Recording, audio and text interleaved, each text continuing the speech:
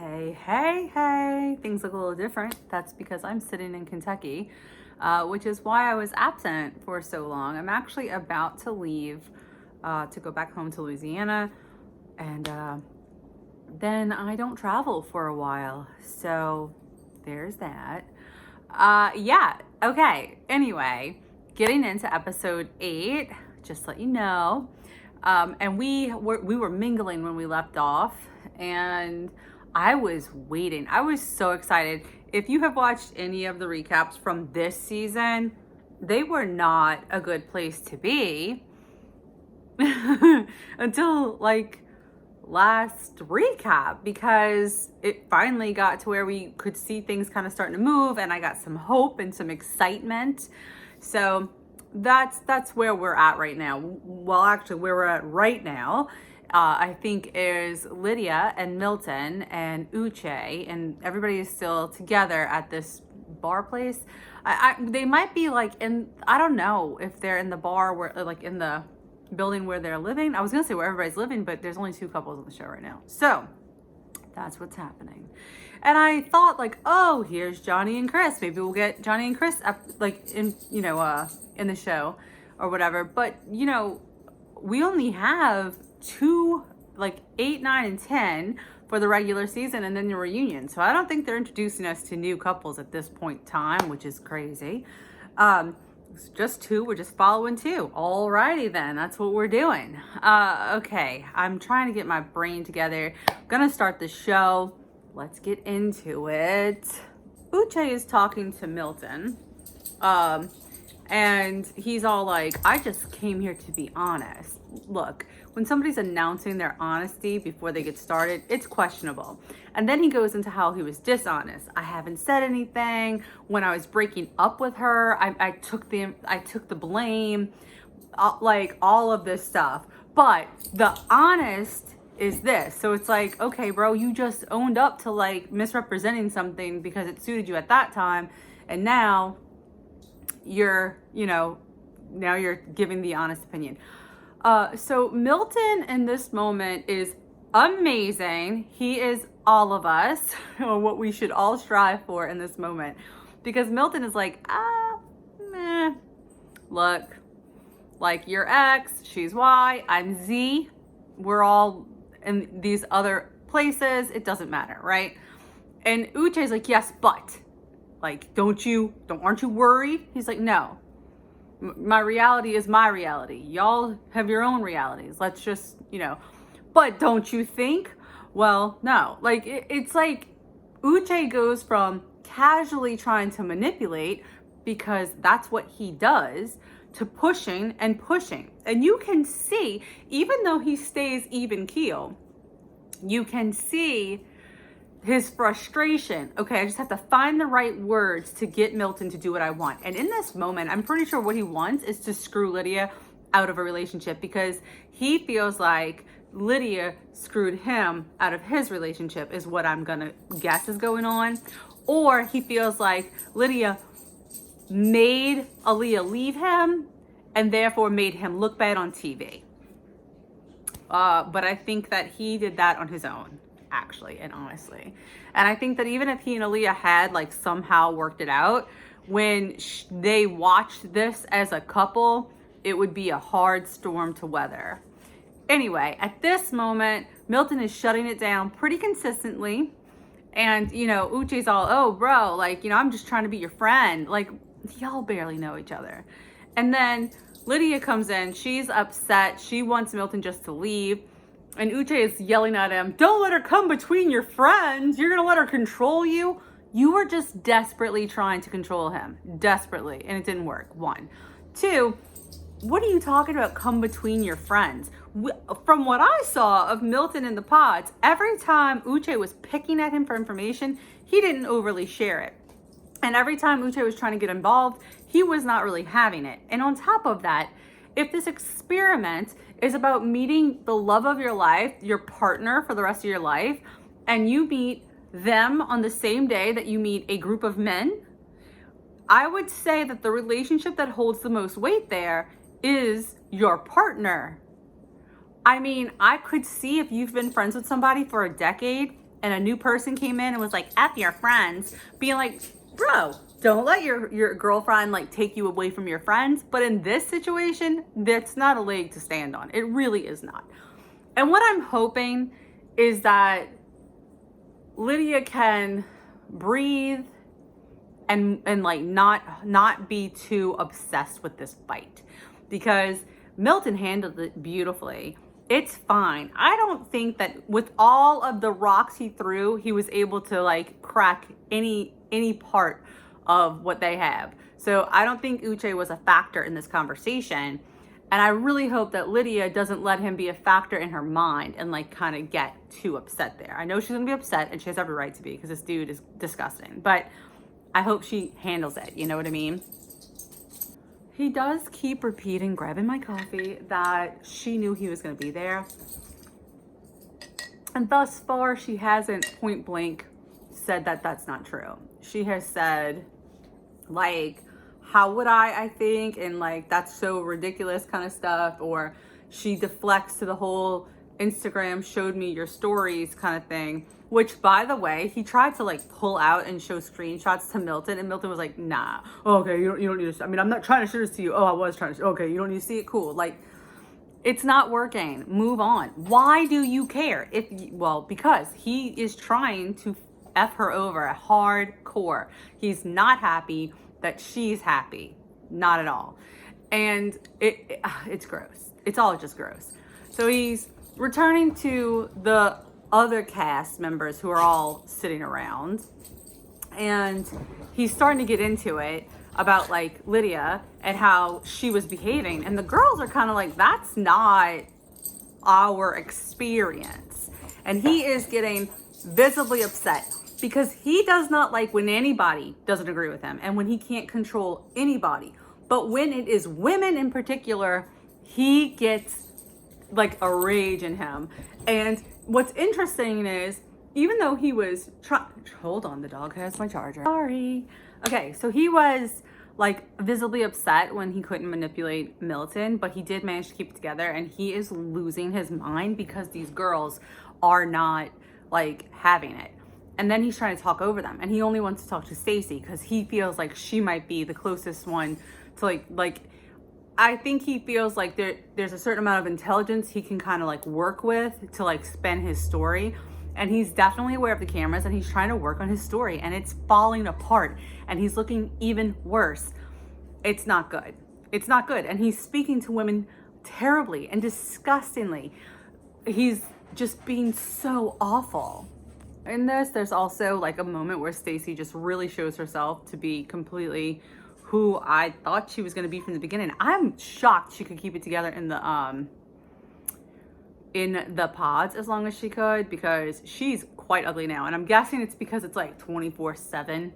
But like when Uche tells them all, oh, she knew I was going to be here, say like Johnny's sitting there and she's like, oh. And Stacey's like, what's wrong with your face? Which is just the ugliest thing. Like, what are you talking about? And then, I don't know.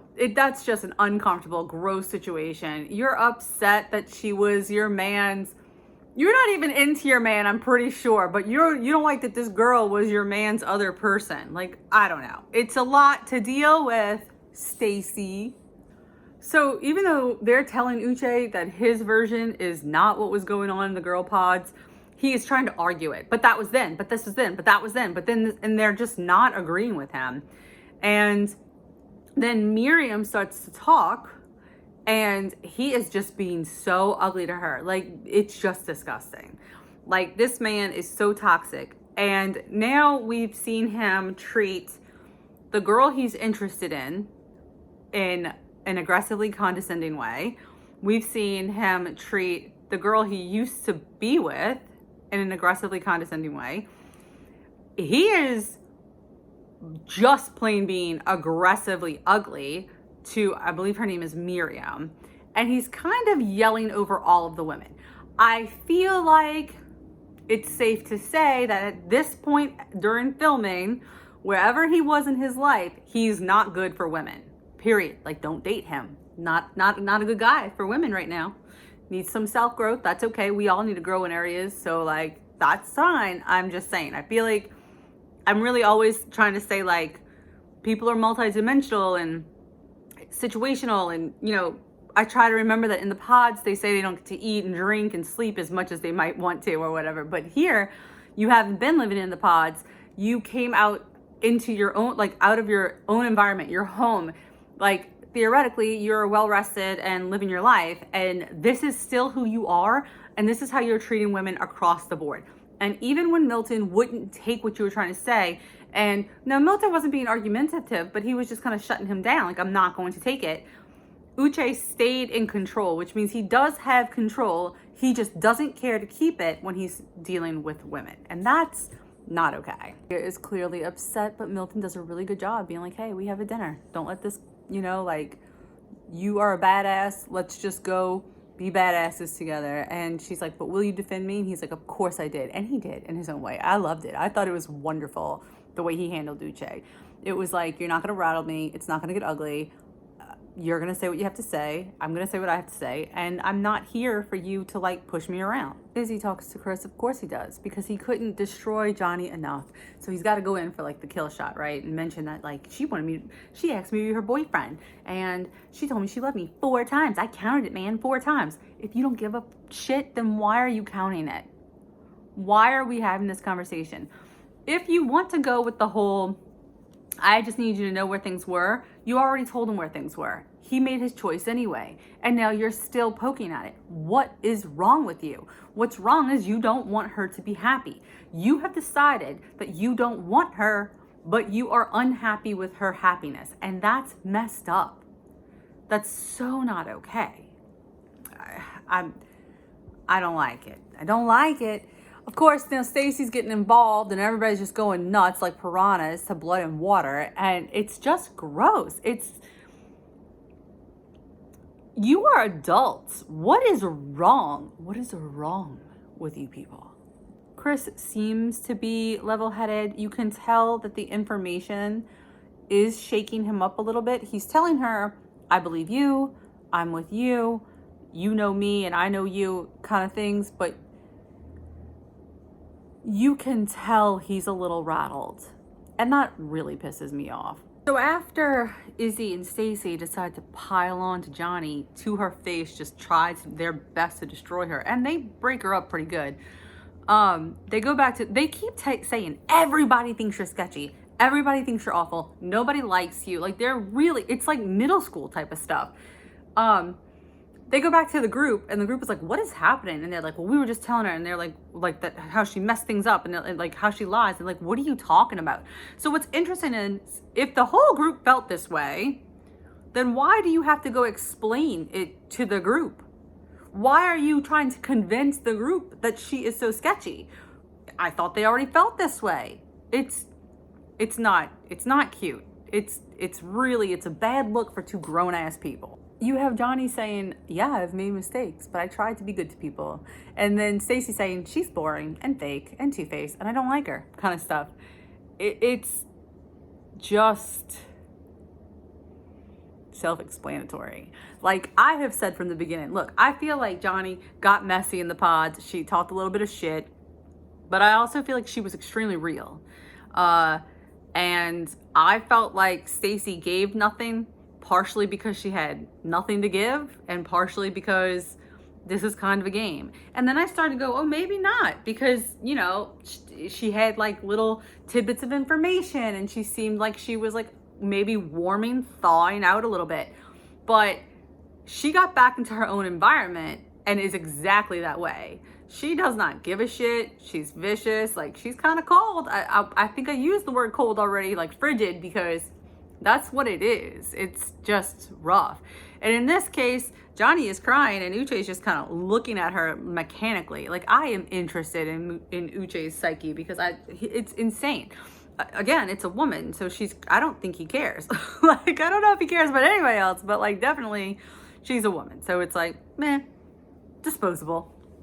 It is interesting though that like every time Izzy interacted with Johnny or with Chris about Johnny, he rushed immediately back to Stacy to be like, you know, I love you so much. I want you so much. You're so amazing. I made such the right choice.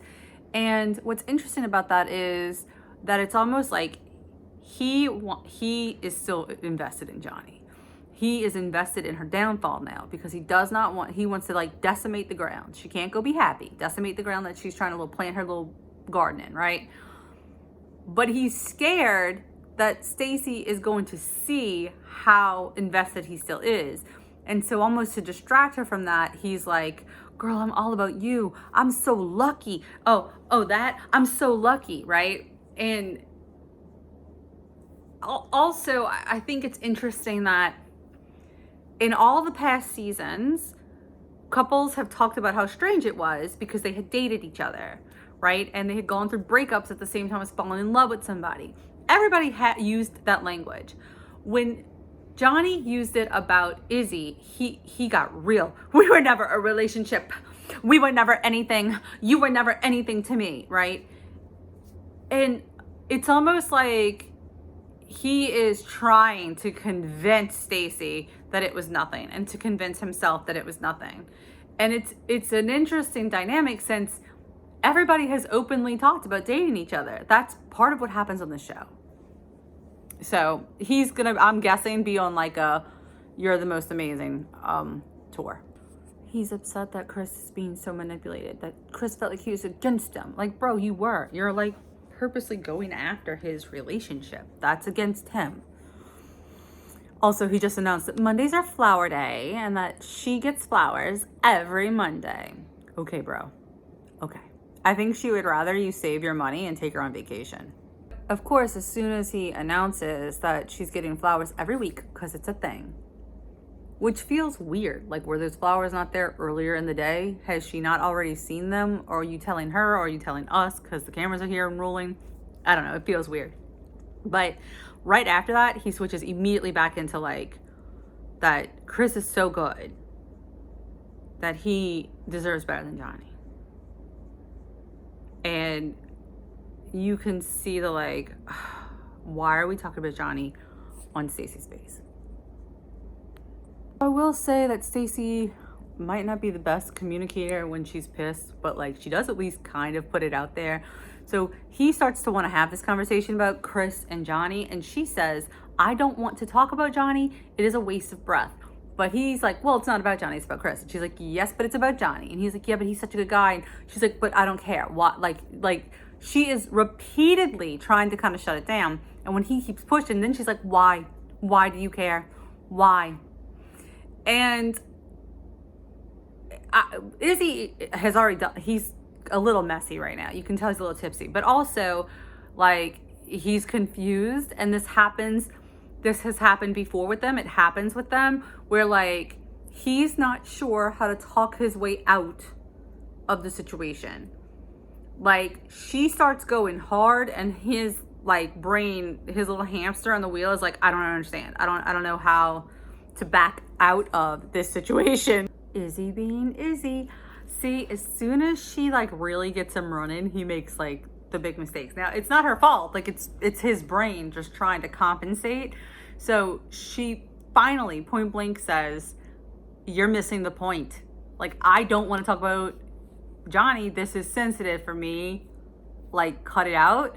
And he's like, oh, has to focus on her. Let me find a way. And he says, I saw you, I think he said railing her, like going after her, and I got so turned on.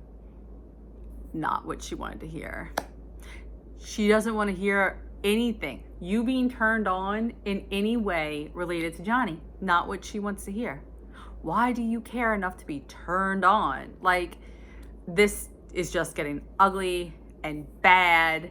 And now she's kind of like tearing him up about the stuff he doesn't do for her. And she's like, you said in the pods, you would cook for me. And he's like, well, yeah, but like, take that away. What haven't I done? And she's like, well, yeah, but you haven't. He's like, yeah, but get rid of cooking. Like, what? Well, and she says, okay, what do you do for me when I come home from work? And he says, yeah, that's a question for you to answer. And she's like, no, I'm asking you, what is it that you think you do for me when I come home from work? Yeah, it's a question for you to answer. It's like, whoa, bud, you're losing it. And then he kind of goes into this place of like, I control my emotions. I stay here and fight.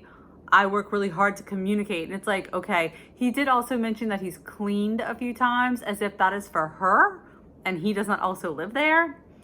This is not good. He's crying in the bathroom. It's not good. It's not good. Whenever she gets him to kind of like acknowledge her, like whenever she finally kind of pins him down and boxes him into like what it is she's actually saying, he gets real soft spoken. Okay, all right, whatever, and acts like a hurt puppy. But I feel like it's just, he digs himself a hole because he thinks if he can find the right words, he'll be able to like get her like get off his back, and it just doesn't work.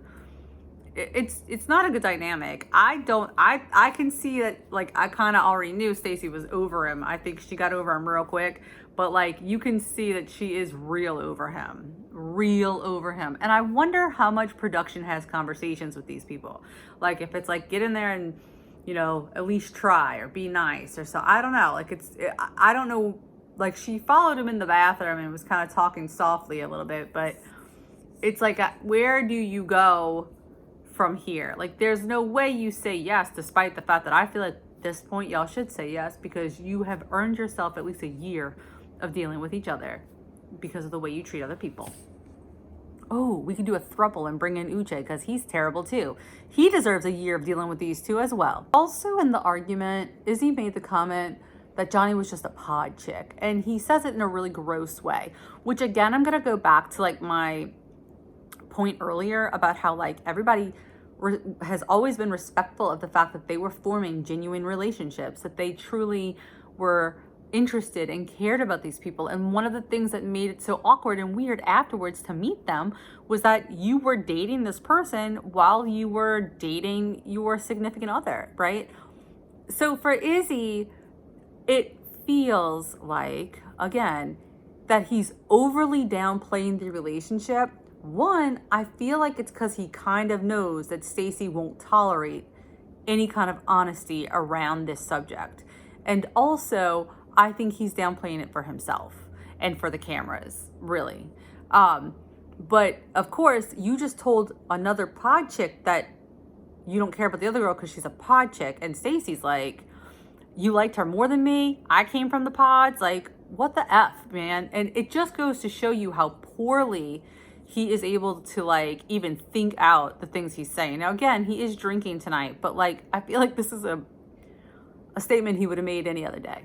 We get a really sweet scene of Lydia and Milton, and I feel like Milton, in this adorable scene, also drops the sickest burn that he could. And she is, you know, hurt. The events that have transpired are upsetting. He is extremely chill. Now, I will say this. My wife is extremely chill. She can get worked up more so than Milton. And she can get upset and angry, but she also stays at a baseline very cool.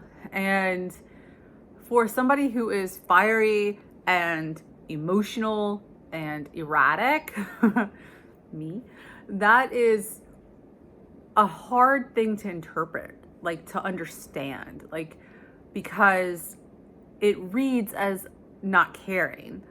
And so getting to know somebody is super important because I know she does care. And also I understand her ways a bit more. And also being able to trust somebody is important. And that's not just trust them, but also like trust in your relationship. So being to be able to come into a relationship with a level of trust. So I can kind of like, you know, I think Lydia's doing a great job because it could come off as if Milton doesn't care. He clearly does. But like, he is very calm about everything. But here's the sick burn, and it's the best part of the scene. When she's like, what did you say kind of thing? And he kind of relays what I said, like about like the points. And she says, like, did he like get it or whatever? And he's like, well, he's no engineer. He's not STEM educated. And it's so funny the way he says it. It's like, okay. A total inadvertent burn, and it is the best. I am like living for it. I'm exhausted, y'all. I'm exhausted. Izzy shows up to fight for Stacy. In other words, he knows, because Stacy spelled it out very clearly, that he is not like doing his part. He isn't holding up to the promises he made in the pods. He is falling short. So he's hurt by that, but yet he shows up to fight for her. And his version of fighting for her is getting her gifts. Now, what is interesting about these gifts is that none of them are particularly expensive. And that tells me he doesn't know Stacy at all, right? So he gives her a coupon for dinner because she kept saying, you told me you were going to cook me dinner. I think this is interesting because you know what? You told her you were going to cook dinner. It's clearly a sticking point. It's one she brought up, and you give her a coupon to get that dinner. You didn't tell her you were going to give out coupons. You said you were going to cook dinner. Just saying. Then he gives her a plunger because she clogged the bathroom in Mexico. Is that where we were? Oh yeah, I think so. And then he writes on it like about how he's going to fight for her, just like tough times happen and he's going to fight for her.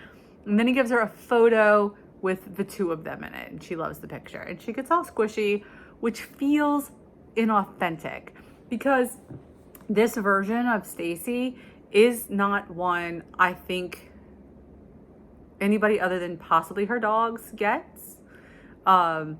She just doesn't, like, she does get a little squishy with him, but it's weird. Like, I don't feel like she overly would value these presents. I think that it's nice, and she's like, yeah, it's nice and it's sweet, and the fact that you keep showing up is like part of like what I'm so in love with kind of thing. But like, is it nice? Is it sweet? Because it's not like y'all have been together forever and he's giving you a coupon because y'all are saving for something else. It's not like you're teenagers and he's giving you a coupon. It's like, is this? I don't know. He took responsibility for maybe not being perfect. Really? You think? It's all just so like, I don't know. It's uncomfortable. How about that? And I found the cold, emotionless Stacy real. I was surprised by her warmth in Mexico. I find the bitchy Stacy very real. But this like giddy, like, oh, this is the most romantic gift. Like, I can't imagine a world where Stacy actually wants her husband to give her a plunger. I just can't. And what? It's got writing on. Are you keeping it? Are you keeping it in your, I don't know. I mean, obviously Izzy is paying attention. Gifts are the way to go, but not these gifts. That's all. We're going to meet Izzy's mom. I mean, we already met her, but Stacy's about to come in and they're having their whole conversation. It is so weird. Like when people, I don't know. I was about to say, like, it's so weird when people say, like, what is it that you love? How do you know she's the one? And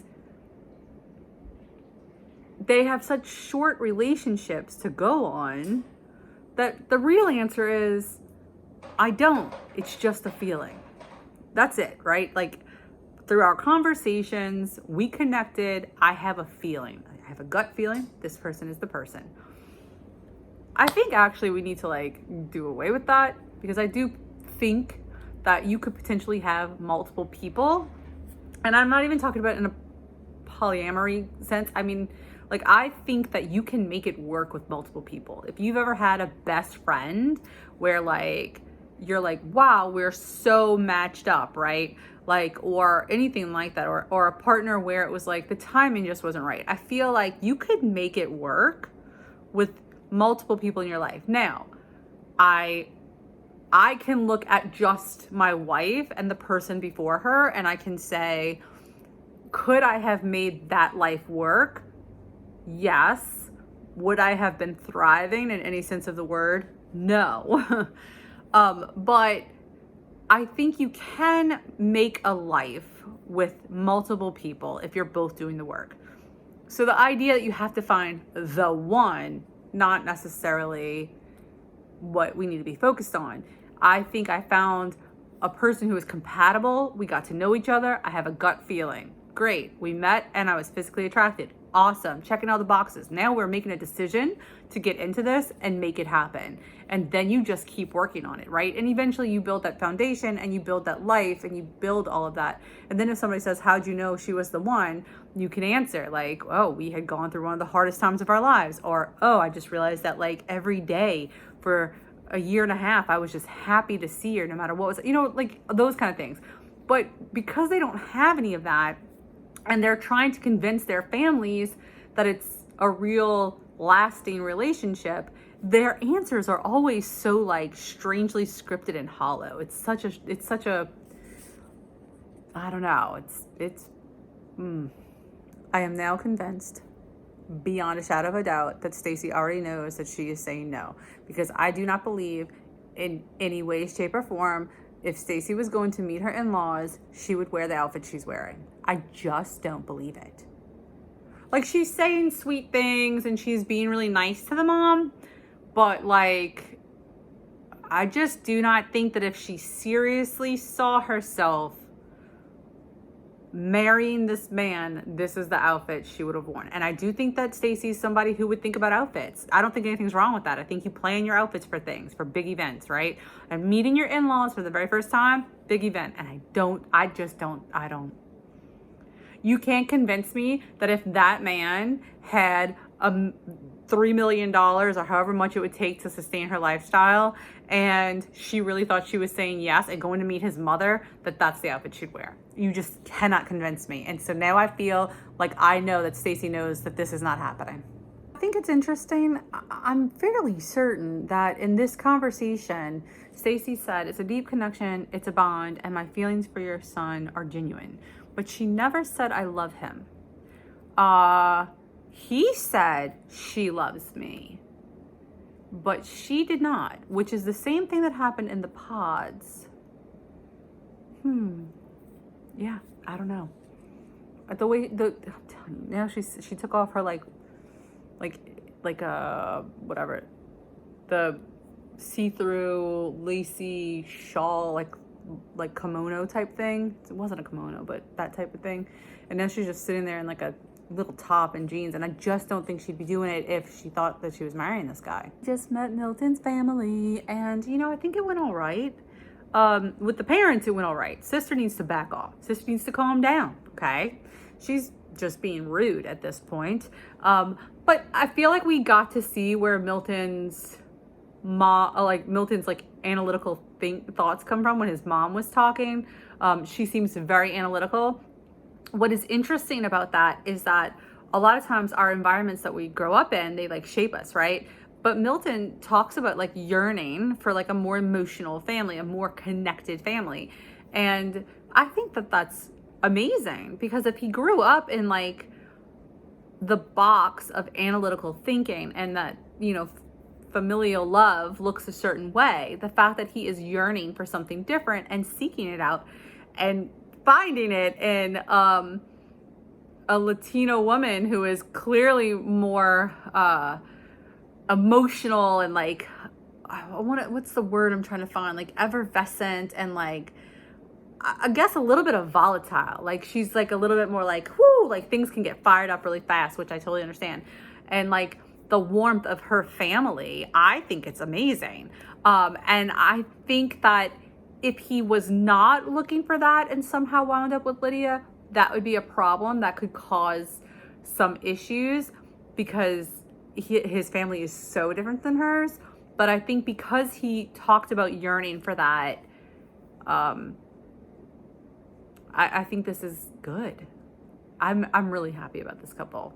They remind me, like, there's just an aspect of their relationship that reminds me of me and my wife, just in the relationship that we have, and like other relationships I've seen that are warm and good. And I really am hopeful and really excited. Also, Lydia, we're supposed to be like dress shopping and getting ready pretty soon, and I don't know that Lydia would go that far if like, because I'm always wondering, like, what are you thinking when you're putting on your dress? Like, that's such a magical thing to be looking for your wedding dress, and then all of a sudden you're like, I might not even say yes. Like, I don't even know where I'm going with this. It's like, do you really want to have all of those first for a TV show and then not even get married, and then when you go do it again, it's like, yeah, I've done this already. I don't know. It's a strange concept to me, which is weird because I didn't even care about any of that until I got married, and all of a sudden I cared about all of it. But I don't feel like Lydia would do that if she wasn't in. So I am fairly certain that this one is gonna work out, because I feel like she is gonna want, I'm looking at the TV, it's like sitting right there on pause. I feel like she is going to want all of these first with her husband. And so what I was gonna say was, like, Milton might be the holdout, but he doesn't seem like he would emotionally be okay with leading somebody on. And since we've already seen couples drop out, like just dropping out of the sky like little dead birds, I feel like they would feel comfortable pulling the plug and ending it. Maybe I'm wrong, but they are my ray of sunshine. They're my little ray of sunshine.